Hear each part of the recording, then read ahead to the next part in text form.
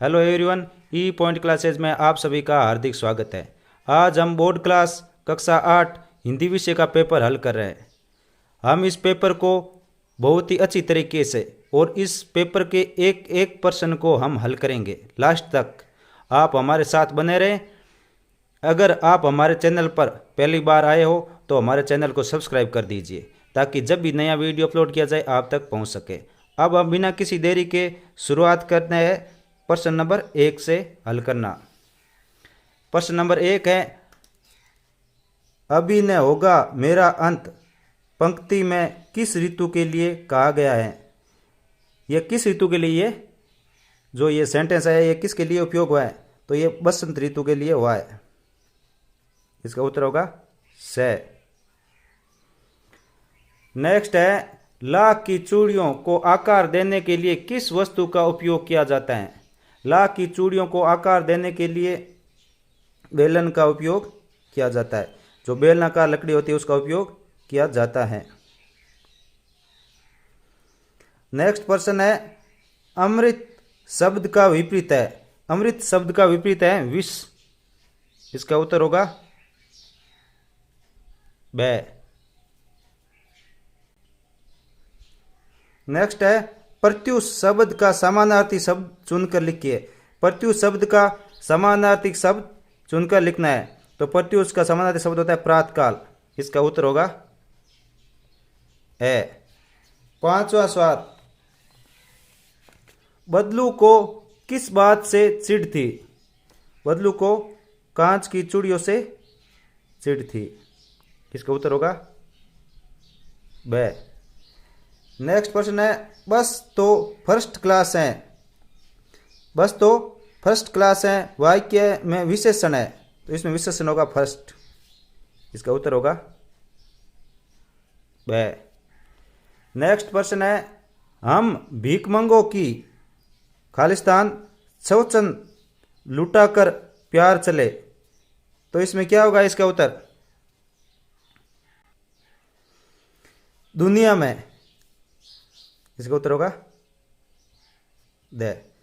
Next प्रश्न है, चिट्ठियों की अनूठी दुनिया पाठ के आधार पर तमिल में चिट्ठियों को क्या कहा जाता है। इसको चिट्ठियों तमिल में क्या कहा जाता है। इसमें कहा जाता है काडित। काडित कहा जाता है। इसका उत्तर होगा द। रविंद्र शब्द का सही संधि विच्छेद है। रविंद्र शब्द का सही संधि विच्छेद ब होगा। इसका उत्तर रवि प्लस इंद्र। नेक्स्ट है, दो शब्दों के मिलने से क्या बनता है। दो शब्दों के मिलने से समास बनता है ए। नेक्स्ट प्रश्न है, चिड़िया की चोंच में क्या दबाव आता। चिड़िया की चोंच में तिनका दबाव आता है। इसका उत्तर होगा ब। नेक्स्ट प्रश्न है, जहां पर मुर्गियों को रखा जाता है उसे क्या कहते हैं। जहां पर मुर्गियों को रखा जाता है उसे दड़बा कहा जाता है। से दड़बा। नेक्स्ट है, पंक्ति में किसने पैर धोए। तो श्री कृष्ण ने सुदामा के पैर धोए। इसका उत्तर होगा ब। नेक्स्ट है, पुडुकोट्टई किस राज्य का जिला है। तो इसका उत्तर होगा द तमिलनाडु। यह तमिलनाडु का जिला है। नेक्स्ट प्रश्न है, गौरैया की टोपी में कितने फुदने थे। तो 5। इसका उत्तर होगा ब। नेक्स्ट प्रश्न है, नीचे दी गई पंक्तियों की पूर्ति सही शब्द चुनकर कीजिए। जो ये शब्द दे रखे हैं इनमें से चूज करके ये जो नीचे खाली स्थान दिए गए रिक्त स्थान दिए गए इनकी पूर्ति करना है। हम लगातार इन प्रश्नों को हल करें। अभी तक आपने हमारे चैनल को सब्सक्राइब नहीं किया तो सब्सक्राइब कर दीजिए। अब प्रश्न में पहला खाली स्थान है, अभी न होगा मेरा, तो इसके अंदर क्या है अंत।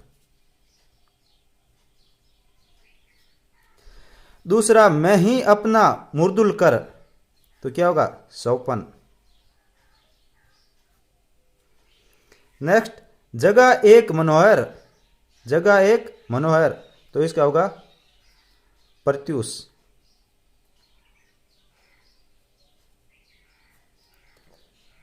नेक्स्ट है, धोती फटी सी लटी, धोती फटी सी लट्टी दुपट्टी।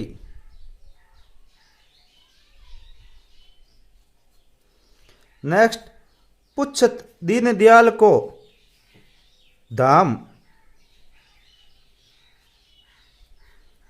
नेक्स्ट है ऐसे बेहाल सो पग कंटक जाल लगे पुनि जोए। ऐसे बेहाल बीवाइन।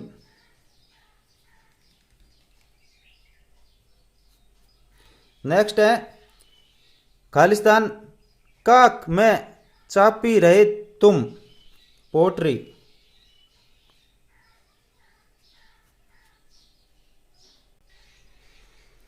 नेक्स्ट है नीचे दिए गए वाक्यों को पढ़कर सही पर राइट का निशान और गलत पर रॉन्ग का निशान लगाइए। पहला है दोषों का पर्दाफाश करना बुरी बात नहीं है, तो ये क्या है? सत्य है, राइट। सेकंड, भारतवर्ष सदा कानून को धर्म नहीं मानता है, ये क्या है? रॉन्ग। ईमानदारी को मूर्खता का पर्याय समझा जाने लगा है, ये सत्य है, सही है। सांप मन ही मन बाज की मूर्खता पर दुखी था, ये गलत है, क्योंकि वो हंस रहा था, दुखी नहीं था। आदमी तो लिबास से फक्त लाज ही नहीं ढकता, तो इसका क्या होगा? ये सही होगा। कपड़ा बुनने वाले को बुनकर कहा जाता है, तो ये क्या होगा? सही होगा। नेक्स्ट प्रश्न है नीचे दिए शब्दों के दो दो पर्यायवाची लिखिए। जो ये शब्द दे रखे हैं इनके पर्यायवाची लिखना है। तो चंद्रमा का क्या हो जाएगा? एक तो शशि और सोम। पुष्प, पुष्प का क्या हो जाएगा? फूल और कुसुम। नेक्स्ट है भ्रमर, भ्रमर का मधुकर और अली। नेक्स्ट है सूर्य, रवि और भानु। अगला प्रश्न है नीचे दिए गए वाक्यांश का मिलान कीजिए। जो ये वाक्यांश दिए गए इनको इधर से मिलाना है। पहला है हम दीवानों की क्या बस्ती, मस्ती का आलम साथ चला, आए बनकर उल्लास अभी, हम धूल उड़ाते जहां चले। नेक्स्ट प्रश्न है नीचे दिए गए वाक्यों का समानार्थी शब्द लिखिए। नेक्स्ट प्रश्न है नीचे दिए गए वाक्यों का समानार्थी शब्द लिखिए। इनका समानार्थी शब्द लिखा है। वस्तु के बदले वस्तु लेना, तो क्या होगा? वस्तु विनिमय।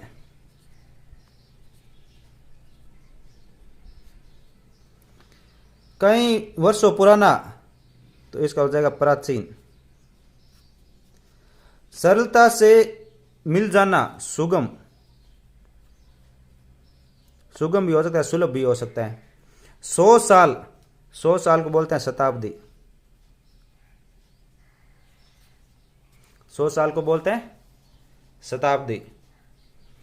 नेक्स्ट प्रश्न है समझदार आदमी को शाम वाली बस से सफर क्यों नहीं करना चाहिए।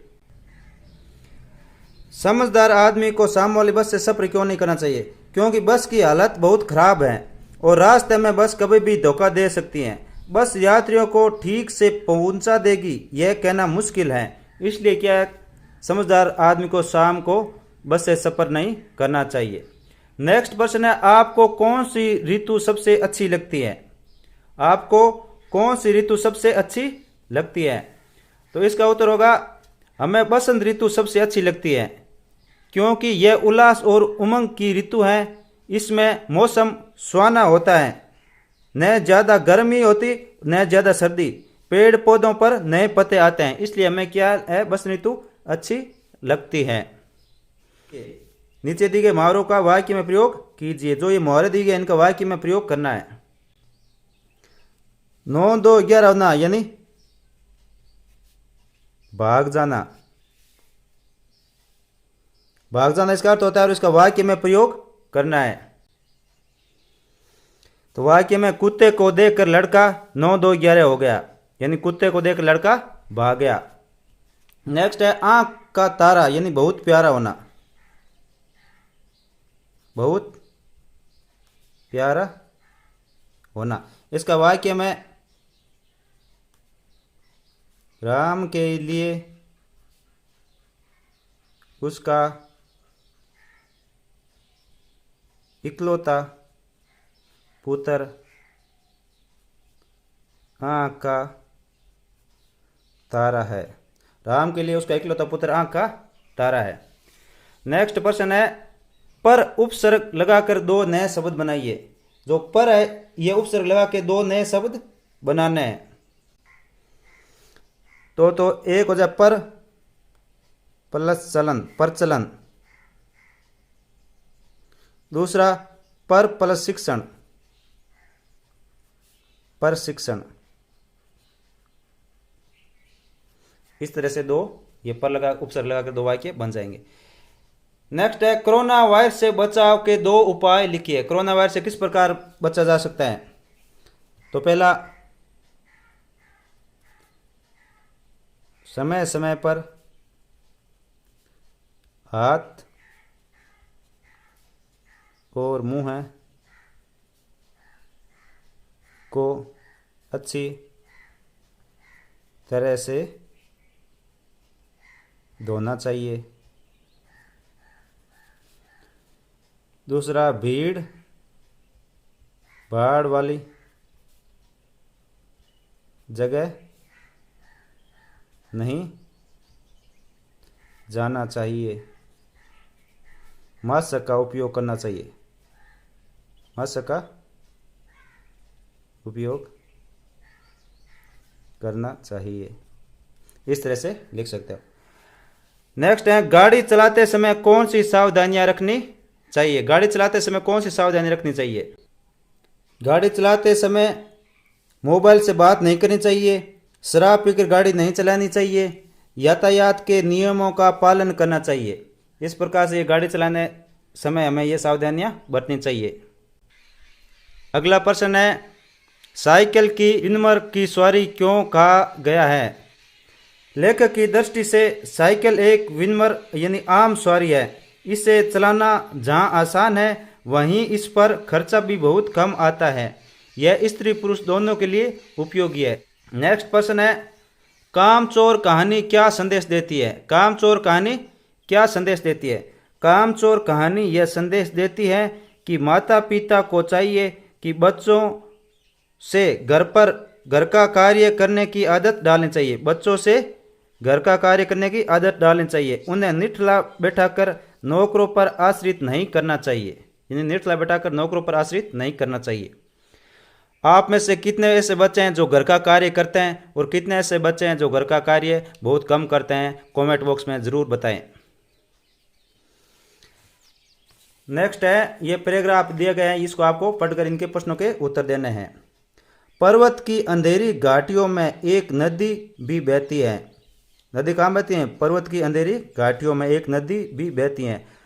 अपने रास्ते पर बिखरे पत्थरों को तोड़ती शोर मचाती हुई यह नदी बड़े जोर से समुद्र की ओर लपकती जाती है।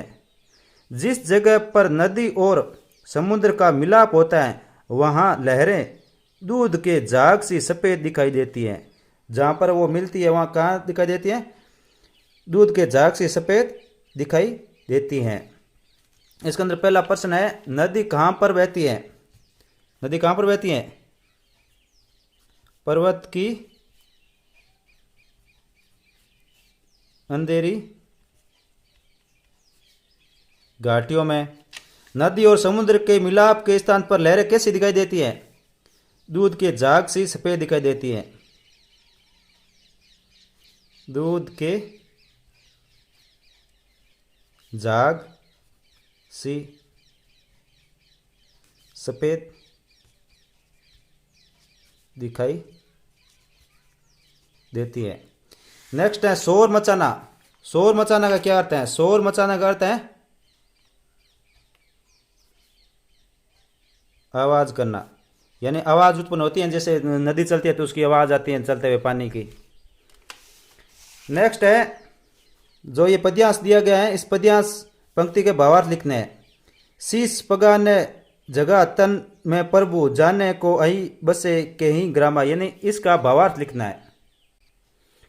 इसका भावार्थ है, द्वारपाल कहता है कि हे प्रभु, दरवाजे पर एक निर्बल ब्राह्मण आया है जिसके सिर पर न पगड़ी है और न शरीर पर कुर्ता। वह न जाने किस ग्राम का रहने वाला है। उसकी धोती फटी हुई है और उसके कंधे पर फटा हुआ दुपट्टा पड़ा हुआ है। उसके पैरों में जूते भी नहीं है। दरवाजे पर एक दुर्बल ब्राह्मण खड़ा हुआ महलों व द्वारका की धरती की सुंदरता देखकर चकित हो रहा है। वह दिनों पर दया करने वाले श्री कृष्ण का धाम पूछ रहा है और अपना नाम सुदामा बताता है। इसका यह भावार्थ, केवल भावार्थ ही लिखना है। नेक्स्ट है, किसी एक शीर्ष पर कहानी लिखिए। दो शीर्ष देर के इस पर एक पर कहानी लिखिए। मेहनत का फल मीठा होता है, अथवा जैसे को तैसा, ये दो कहानियां उस पर एक पे लिखना है। तो आप हमने लिखा है जैसे को तैसा, ये कहानी लिखी है। तो जैसा का तैसा कहानी, तो ये कहानी है, किसी जंगल में सारस और गीदड़ रहते थे। स्वभाव भिन्न होते हुए भी वे दोनों गहरे दोस्त थे। सारस सरल स्वभाव का था और गीदड़ चालाक। एक दिन गीदड़ ने सारस को खाने की दावत पर बुलाया। यानी सारस ने गीदड़ को क्या है, खाने की, गीदड़ ने सारस को खाने की दावत पर बुलाया। सारस के आने पर गीदड़ ने बड़ी सी थाली में खीर परोस कर उसके सामने रख दी। सारस ने थाली में से खीर खाने की कोशिश की, मगर चोंच के न डूबने पर उसने एक एक चावल खाना शुरू किया। यानी जैसे ही उसमें थाली में खाना शुरू किया तो चोंच नहीं डूब रही थी, तो उसने एक एक चावल को खाना शुरू किया। इस बीच गीदड़ पूरी खीर चट कर गया। यानी दोनों साथ में बैठे थे और जो सारस था वो खा नहीं पाया और गीदड़ उसको पूरी तरह से चाट गया। सारस बेचारा भूखा रह गया। सारस बेचारा भूखा रह गया। सारस ने चलते चलते अगले दिन गीदड़ को खाने का न्योता दिया। यानी सारस वापस जा रहा था, उसने गीदड़ को अगले दिन आने के लिए न्योता दिया। उसने कहा कि मेरे घर पे खाना आना है आपको। दूसरे दिन गीदड़ ठीक समय पर सारस के घर पहुंच गया। सारस ने लंबी सुराही में खीर परोस रखी थी। कहा, बंधु दावत का आनंद लूटो। तो वो क्या है कि गीदड़ को बुलाया और गीदड़ उसके घर पे आया तो लंबी जो क्या है गदन वाली जो सुराही थी, यानी सुराही ऐसे होती है, ये ऐसे लंबी गदन वाली ऐसे, तो उसके अंदर परोस दिया। तो उसके अंदर परोसा तो और उसको कहा कि ये खाओ और आनंद लूटो। इतना कहकर सारस ने लंबी सुराही में चोंच डाली और खीर खाना शुरू कर दिया। सारस ने लंबी चोंच डाली और खीर खाना शुरू कर दिया। गीदड़ का मुंह सुराही में न घुस सका, इसलिए वह सारस के मुंह देखता रहेगा। यानी गीदड़ का मुंह उस सुराही में नहीं घुसा और वह सारस को देखता रहेगा। उसने सुराही के बाहर लगे चावलों से ही संतोष करना पड़ा। उसे सुराही के बाहर लगे चावलों से ही संतोष करना पड़ा। वह बहुत शर्मिंदा हुआ। वह शर्मिंदा होकर लौट गया। इससे हमें यह शिक्षा मिलती है कि किसी से बुरा व्यवहार न करे, किसी से बुरा व्यवहार न करे। इसके बाद में प्रश्न नंबर 20, समय को दीपिका मानकर अपने प्रधानाध्यापक को आवश्यक कार्य हेतु 3 दिवस का अवकाश हेतु प्रार्थना पत्र लिखो, या विद्यालय में वार्षिक उत्सव पर पात्रों का चयन करते हुए स्वाद बनाइए। दोनों में से करना है। तो अपन ये ऊपर वाला प्रधानाध्यापक को अवकाश हेतु प्रार्थना पत्र लिख रहे हैं। प्रार्थना पत्र है, सेवा में श्रीमान प्रधानाध्यापक राजकीय उच्च प्राथमिक विद्यालय। विद्यालय का नाम यहाँ पे नहीं दे रखा है, इसलिए क्या आपने यहाँ पे एबीएस है लिख दिया, या आपने कोई अपने विद्यालय का नाम लिख सकते हो, नहीं तो अपने लिखना नहीं है, यहाँ पे एबीएस है लिख दो। अगर दे रखा है तो ठीक है, नहीं तो आप एबीएस है लिख दो। आगे विषय अवकाश के लिए प्रार्थना पत्र। महोदय, सादर नम्र निवेदन है कि मेरे घर पर जरूरी कार्य होने की वजह से मैं 3 दिन विद्यालय नहीं आ सकती। दीपिका है, अंत मुझे दिनांक से दिनांक तक 3 दिन का अवकाश स्वीकृत करने की कृपा करें। आपकी आज्ञाकारी शिष्या दीपिका, कक्षा 8वीं, हाजिर नंबर जो भी है या XYZ कुछ भी लिख दो, एबीएस लिख दो और यहाँ पे आपको दिनांक डालनी है। इस तरह से बहुत ही शॉर्टकट में और छोटी लिखनी है आपको पूरी। यहाँ दीपिका नाम इसलिए दिया क्योंकि यहाँ दे रखा है प्रश्न में, समय को दीपिका मानकर, तो ये दीपिका। लास्ट प्रश्न है, ये निबंध लिखना है इस पे, किसी एक पे, हमारा विद्यालय, किसी यात्रा का दृश्य, स्वच्छ भारत अभियान, इनमें से एक पर निबंध लिखना है आपको। हम स्वच्छ भारत अभियान पर निबंध लिख रहे हैं। प्रस्तावना, इसमें क्या है, पहले प्रस्तावना लिखनी है, फिर जो बिंदु है उनको हाईलाइट करना है और निबंध लिखना है। इस प्रकार से बिंदु को क्या करना है, हाईलाइट करना है और फिर लिखना है। तो सबसे पहले प्रस्तावना ये लिखना है कि उसके बारे में क्या थोड़ी बहुत सिंपल जानकारी देनी होती है। जैसे प्रस्तावना, स्वच्छता का अर्थ साफ सफाई से है। साफ सफाई से रहना मनुष्य जीवन के लिए अति आवश्यक है, इसलिए हम रोज सुबह उठकर नहाने धोने का काम करते हैं, घर की सफाई करते हैं, क्योंकि इसके पीछे हमारी निरोगी काया बनाए रखने की अवधारणा रहती है। स्वच्छ भारत अभियान व घोषणा, स्वच्छता के प्रति जागरूकता लाने के लिए हमारे वर्तमान प्रधानमंत्री श्री नरेंद्र मोदी ने राष्ट्रव्यापी स्वच्छ भारत अभियान का औपचारिक शुभारंभ 2 अक्टूबर 2014 को गांधी जयंती के शुभ अवसर पर नई दिल्ली से किया। आगे है नेक्स्ट पॉइंट, स्वच्छता आंदोलन का आह्वान किया था प्रधानमंत्री मोदी जी ने। प्रधानमंत्री ने स्वच्छ आंदोलन का आह्वान करते हुए, अगला है स्वच्छ आंदोलन का आह्वान। प्रधानमंत्री जी ने स्वच्छता आंदोलन का आह्वान करते हुए संदेश रूप में कहा कि हम मातृभूमि की स्वच्छता के लिए अपने आप को समर्पित कर दें। इसके लिए सभी देशवासी प्रत्येक सप्ताह 2 घंटे योगदान करें। इसके साथ ही धार्मिक और राजनीतिक नेताओं तथा अन्य उच्च पद पर आसीन लोगों से अपील करते हुए कहा कि वे शहरों, आसपास के क्षेत्रों, गांवों, कार्यस्थलों, घरों की स्वच्छता की कार्य योजना क्रियान्वित करने में जुट जाए। उपसंहार, स्वच्छता ही जीवन है। स्वच्छ रहना हमारा अनिवार्य कर्म और धर्म है, इसलिए हमें स्वच्छ रहना चाहिए तथा स्वच्छ भारत अभियान में भागीदारी निभानी चाहिए। इस प्रकार से साथियों, हमने क्लास 8 बोर्ड का मॉडल पेपर हल किया है। आप इस मॉडल पेपर को अच्छी तरह से देख कर जाएं ताकि आपको एग्जाम में किसी प्रकार की समस्या का सामना न करना पड़े, क्योंकि इसी प्रकार से जो बुकलेट है वो आपके एग्जाम में आएगी। धन्यवाद।